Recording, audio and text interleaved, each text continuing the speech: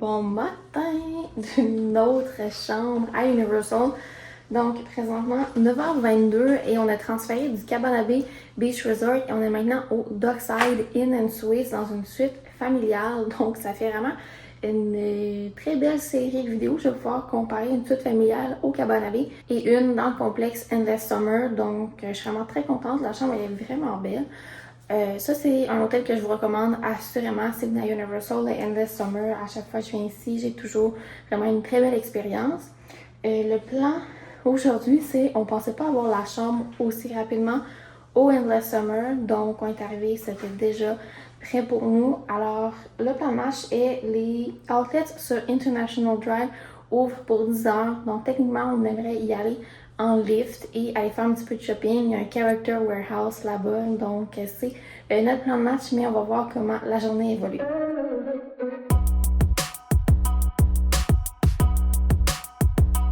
Donc, les Orlando International Premium Outlets sont quand même à proximité de Universal. C'est environ 5 minutes en voiture à partir du Endless Summer. Donc, nous, on a opté de prendre un lift pour s'y rendre. À pied, là, ça a été un bon 25-30 minutes. Puis, c'est plus ou moins sécuritaire se rendre jusqu'à là-bas à pied. Et en lift, qui est comme Uber, c'est environ une dizaine de dollars en mi-journée, plus le pourboire. À l'heure qu'on est arrivé, vu qu'on a eu notre chambre assez tôt, on était dans les premiers à arriver au Premium Outlets et au Character Warehouse. C'est une boutique qui est assez populaire. Il y en a deux dans le secteur d'Orlando. Une au International Outlets et la deuxième, c'est sur Vineland, au Vineland Premium Outlets.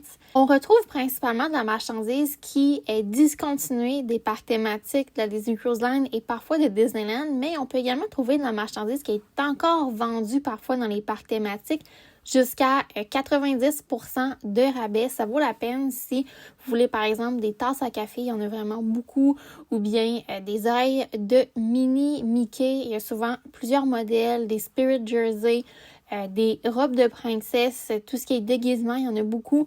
Durant la période de Noël, il y a souvent beaucoup des jouets pour enfants. On retrouve également beaucoup de peluches.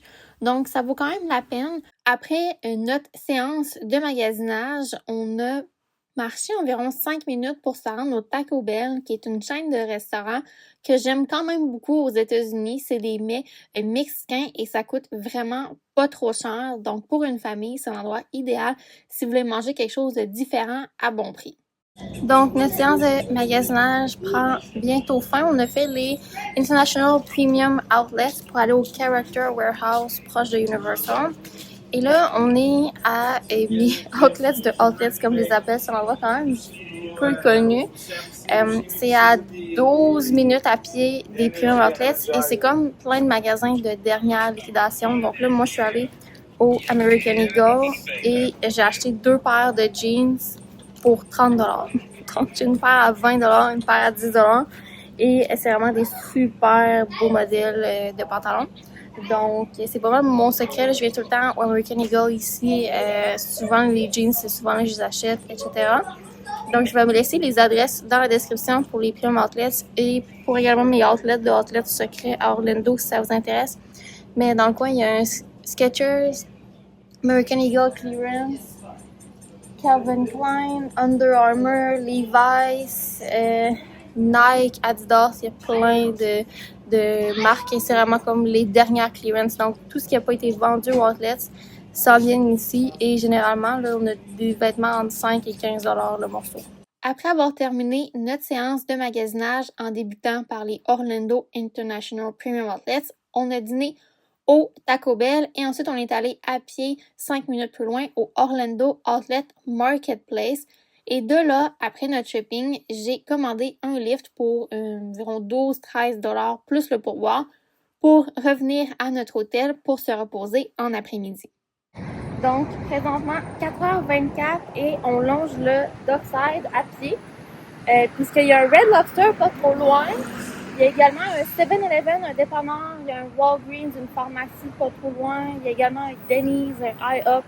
Donc, différents services qu'on peut se rendre environ 15 minutes de marche. Ce que j'aime beaucoup des hôtels Endless Summer est qu'on a des services à proximité. Les hôtels étant plus ou moins dans la bulle Universal, on a accès à pied à plusieurs commerces, restaurants Et tout près, on a un Walgreens où est-ce qu'ils sont quand même très bien équipés avec une section là, pharmacie, épicerie et tout ça. Donc, si vous avez besoin d'essentiels comme de la crème solaire, de la nourriture pour déjeuner, pour des collations et tout ça, c'est vraiment très bien et super bien situé.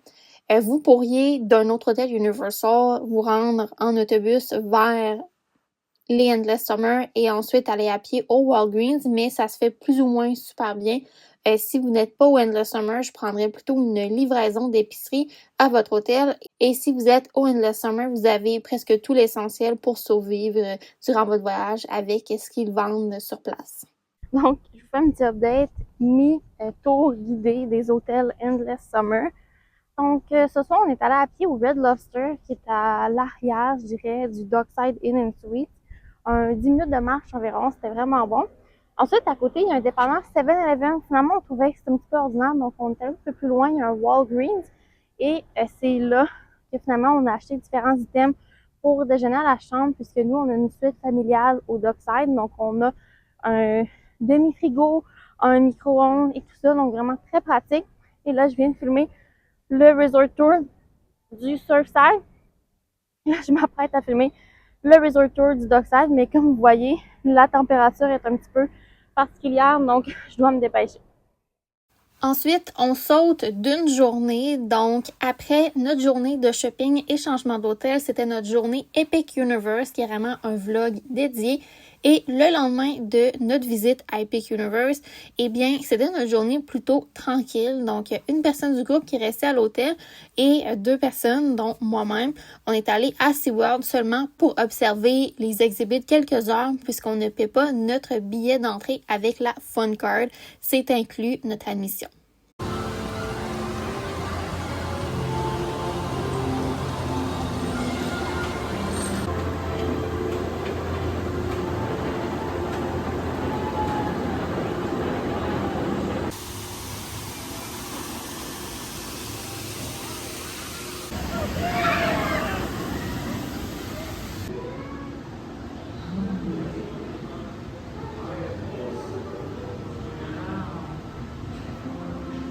Aujourd'hui, on est à SeaWorld. Donc, présentement, 9h12. On est arrivé ici vers 9h du matin. J'ai commandé le lift du Dockside Inn and Suites vers 8h30. On est arrivé là, quand même pour l'ouverture du parc. Donc, super chouette. Et là, on se promène pour découvrir les différents aquariums intérieurs. Parce que, oui, à SeaWorld, il y a beaucoup de montagneuses, mais il y a également, à presque chaque sortie des montagneuses ou attractions, une genre d'aquarium, des exhibits, donc c'est vraiment super beau, prenez le temps de visiter tout ça. Puis en plus, il y a beaucoup de zones à l'ombre et à l'intérieur à l'air climatisé.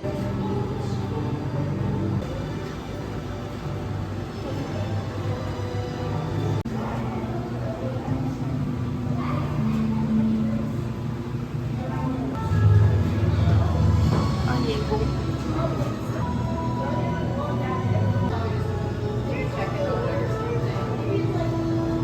En as-tu vu, Yann, elle tourne en rond?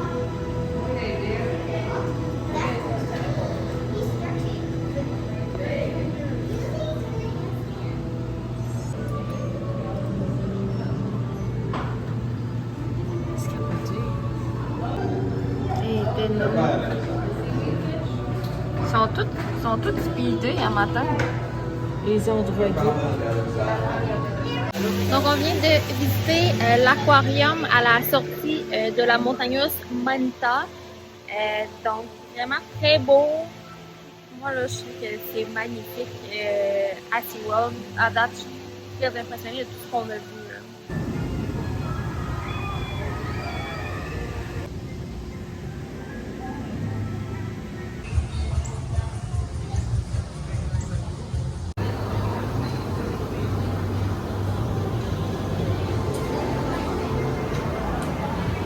Je viens tout juste de regarder le Stingray Lagoon et on peut payer pour avoir de la nourriture pour les nourrir. Moi, personnellement, c'est pas quelque chose que j'adore parce qu'on doit mettre comme la nourriture entre nos doigts, comme ça. Puis, ils vont venir comme sur le dessus manger.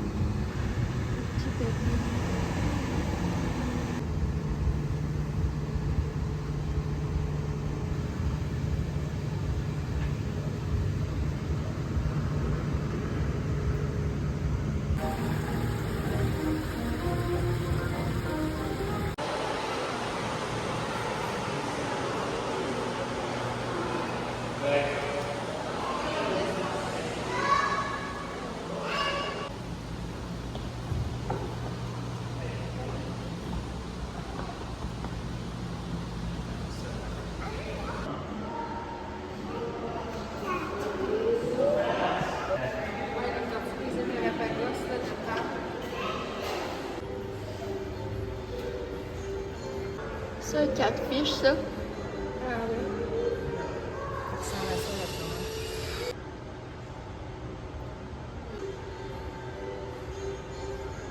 Ah.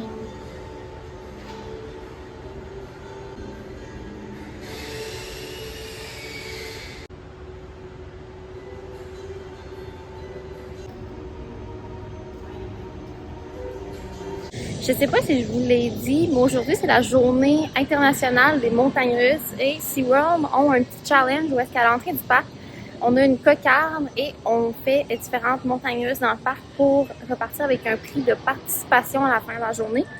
Pour notre part, on fait pas de montagnes russes aujourd'hui, on va vraiment que regarder les exhibits, les spectacles, tout ça qu'on n'a pas le temps de voir l'autre journée. Donc là, on a fait le Rescue Center des manatis et des tortues, c'est vraiment magnifique. Ce que j'aime des bassins à SeaWorld, c'est qu'on peut les voir vus de haut et on peut aller souvent en dessous pour voir vraiment avec la vitre à l'intérieur. Donc c'est vraiment impressionnant d'avoir les deux options. On est tout près de l'attraction Journey to Atlantis. Nous, par contre, on ne fera pas la drop pour se faire mouiller. Mais à l'intérieur, il y a un aquarium qu'on peut visiter. Donc, c'est vraiment chouette. Surtout si vous ne voulez pas faire l'attraction, vous pouvez attendre votre famille dans l'aquarium parce que les attractions, normalement, en majorité, elles se terminent dans le exhibit. Donc, gros fail, l'aquarium n'est pas ouvert. Donc, on va aller au exhibit des pingouins parce qu'on veut rester pas trop loin dans le secteur parce qu'à 11h, il y a un spectacle qu'on n'a pas vu. Je crois que c'est celui des phoques. Donc, on reste dans le coin.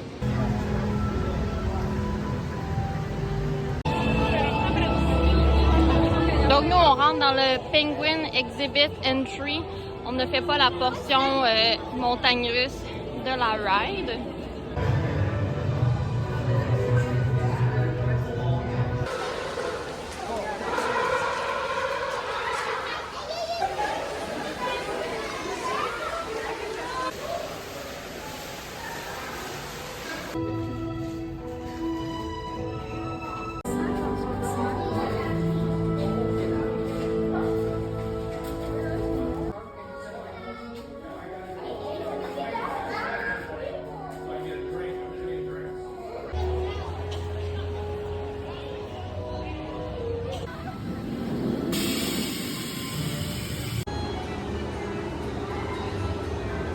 Donc, on est en attente du spectacle des phoques et le conseil que j'ai pour vous est le stade a une entrée à droite et à gauche. Prenez l'entrée à gauche, c'est comme une rampe. C'est l'entrée vers la section adaptée, mais également le reste du stade et vous êtes déjà plus haut pour pouvoir regarder le spectacle à l'ombre. Donc, un petit conseil comme ça. Seymour is a 13-year-old male California sea lion, and we are so excited to meet our new director. I just can't wait to show him all the facts we've memorized for this presentation. That is the key, you know, to any successful presentation. Facts and statistics. I wonder if he's up there right now. Yes, I'm up here.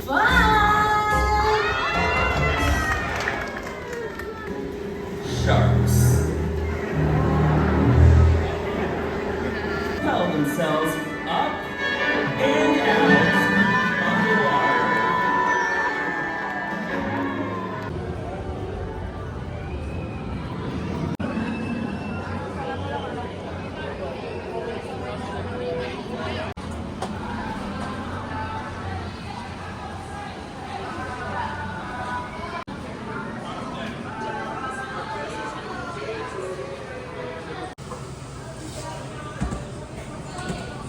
Donc, on est présentement au Expedition Café pour notre lunch et on sépare un orange chicken avec un riz frit et également 2 egg rolls. Quand même bon.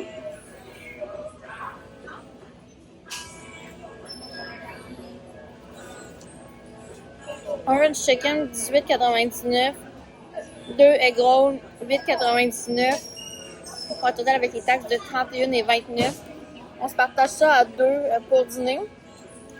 Les portions sont pas énormes, mais à SeaWorld, ils ont comme un deal où est-ce que tu peux payer pour avoir une carte ou est-ce que tu peux manger pour toute la journée. Donc, j'ai comme l'impression que c'est ça le concept. Ils veulent que les gens achètent la carte pour manger toute la journée. Puis les portions sont un petit peu plus petites dans les restaurants rapides qui sont participants. Bon, ben c'était pas mauvais, notre lunch. Je dirais que c'est pas non plus le meilleur restaurant de ma vie. SeaWorld, en restaurant rapide, c'est beaucoup des chicken tenders, des burgers. Il y a certains restaurants qui vont avoir des items différents, comme nous aussi. Au Expedition Café, il y avait différentes fenêtres. Donc, il y avait la fenêtre pizza, asiatique et américaine avec les burgers chicken tenders. Pour le prix, je dirais que c'est correct. Je pense qu'à 2, j'aurais pas mangé l'assiette à moi toute seule. À 2 personnes, ce bol-là, plus les grosses, c'est quand même satisfaisant parce qu'en ce moment, il fait super chaud et la chaleur est assez écrasante. Autre chose que je voulais vous mentionner du restaurant est que à chaque fenêtre, il y avait comme une feuille plastifiée qui détaillait les allergènes par repas. Donc ça, je trouvais ça bien de pouvoir aller consulter. Surtout pour ma part, là, pour les noix et arachides, j'aime ça le voir, là, que c'est correct. Donc ça, j'ai vraiment aimé. Je sais pas si tous les restaurants sont comme ça à SeaWorld, mais généralement, on est supposé être capable de s'informer pour les allergies à la plupart des établissements ici.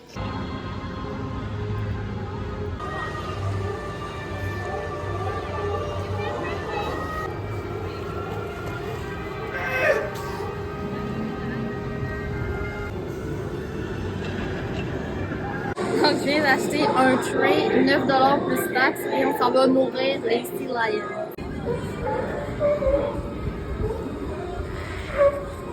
Gagaré s'approche.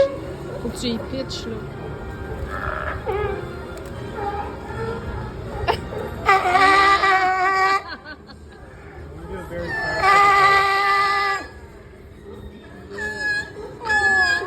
Oh, il pleure.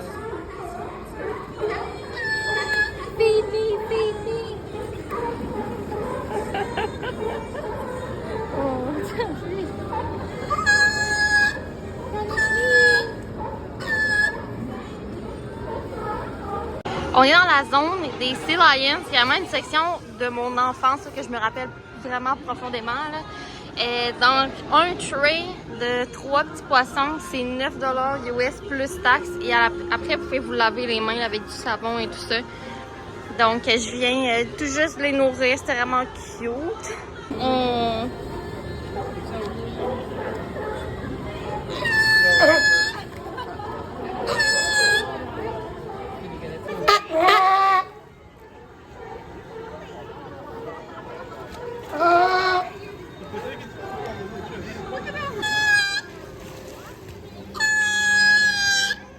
En tout cas, ils sont vraiment habitués parce qu'il y en a là qui ils savent qu'il faut qu'ils soient cute, puis là ils envoient la patte tout ça, là, fait qu'ils sont vraiment là, bien habitués de se faire donner des petits poissons. Donc moi quand j'étais jeune, je l'avais fait, là, ça fait au-dessus de 20 ans, là, je m'en souviens encore.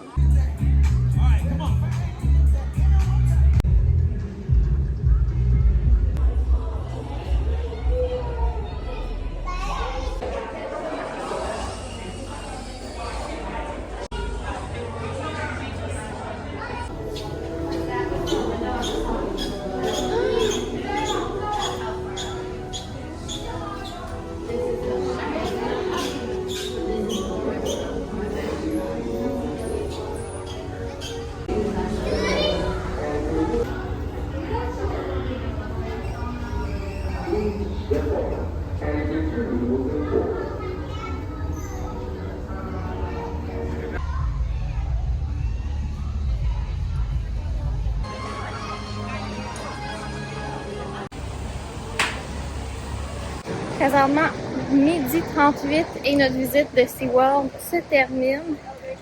On a fait vraiment que les exhibits à l'intérieur aujourd'hui, voir les animaux. On a fait le spectacle de Sea Lion, c'est vraiment super bien. Là, on longe le sentier, aller commander notre lift pour nous ramener au Dockside.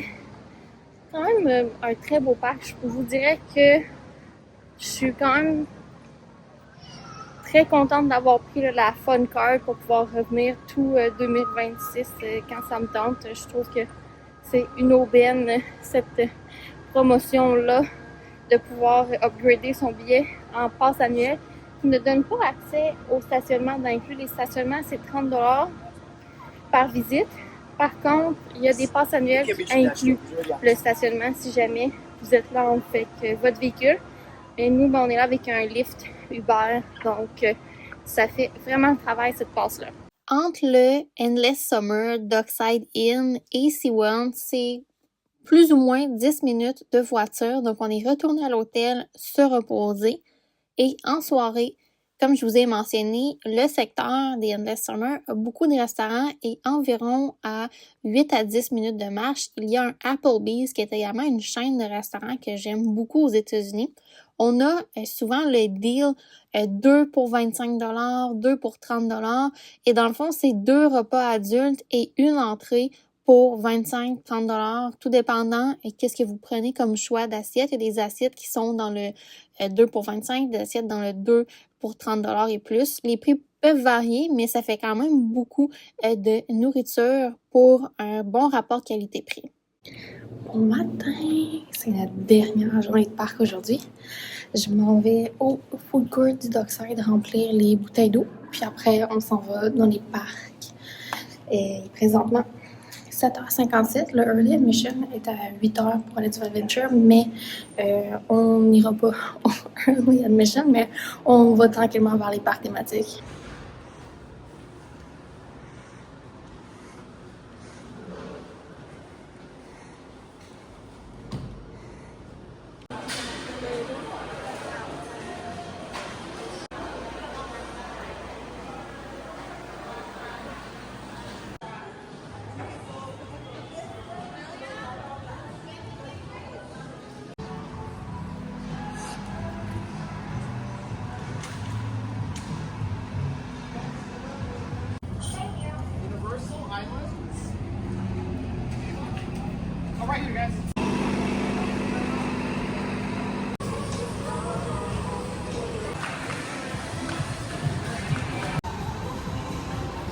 Dernière fois.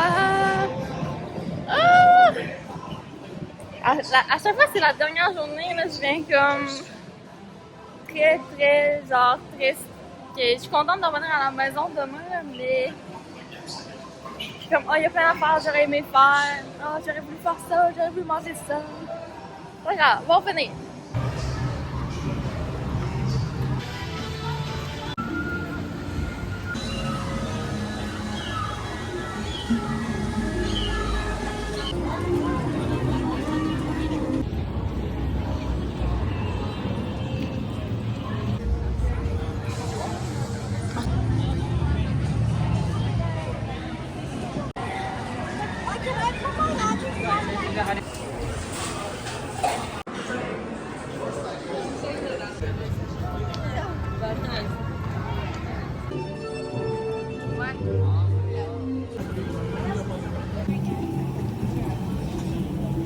Donc, je vous update de mon avant-midi. Donc, on a fait Hagrid 2 fois, pas durant le Early Admission, pas parce que la file elle est courte, mais parce que l'autre jour, il y a un team member qui a été vraiment gentil et qui a créé un moment magique pour nous. Il nous a offert 2 passes express par personne pour l'attraction de notre choix dans les parcs Universal Studios et Islands Adventure. Et on les a fait déplacer à aujourd'hui juste parce que c'était comme la fin de la journée et il y avait un orage, donc plusieurs attractions ne fonctionnaient plus. Donc on a fait Hagrid 2 fois en Express Pass et c'est un moment que c'était pas du tout attendu, on l'a pas du tout demandé, ça a été offert. Puis le team member qui est un leader du secteur était vraiment gentil avec nous, on lui a rien demandé, là, il a juste donné des Express Pass, le genre de choses qui nous arrivent.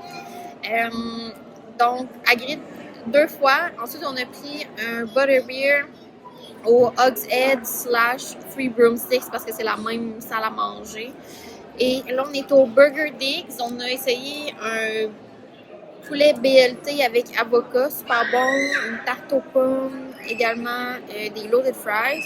Et là, on va aller au Lounge Passholder qui est dans la section passée Jurassic Park pour aller voir si on peut recevoir notre aimant Passholder parce que c'est les semaines appréciation des passes annuelles en ce moment à Universal. Ça va débuter le 15 août. Donc, on se dirige vers là.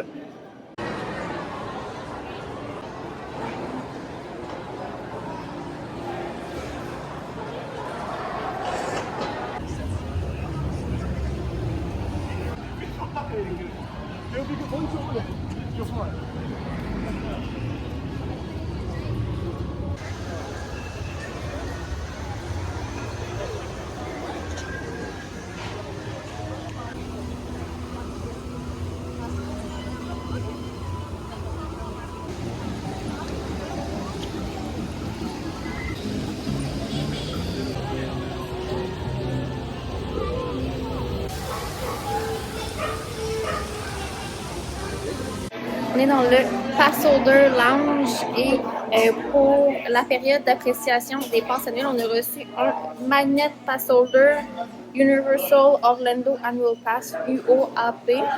Puis on a reçu un macaron du Burning Blade Tavern qui est dans le fond dans Epic Universe, la section le Dark Universe. Donc j'ai un nouveau magnet pour mon frigo.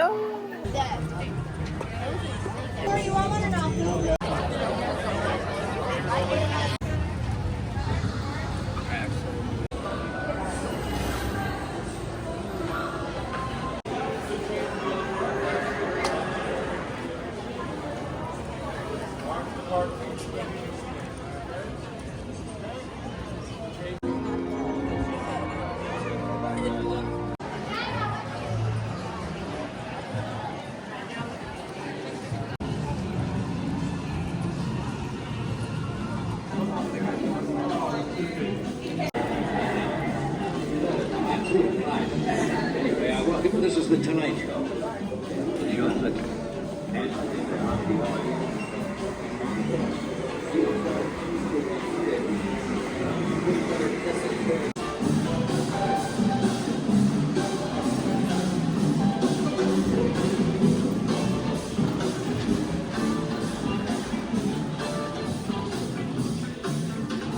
Je suis arrêtée au Starbucks. Et là, je vais terminer mon café. On est dans la file de Jimmy Fallon. Dans le fond, il y a des bancs. Puis là, il n'y a pas d'attente. Fait que quand on va être prêt, on va y aller. Ça me fait un petit spot à attendre à l'air climatisé. Vraiment, vraiment chouette.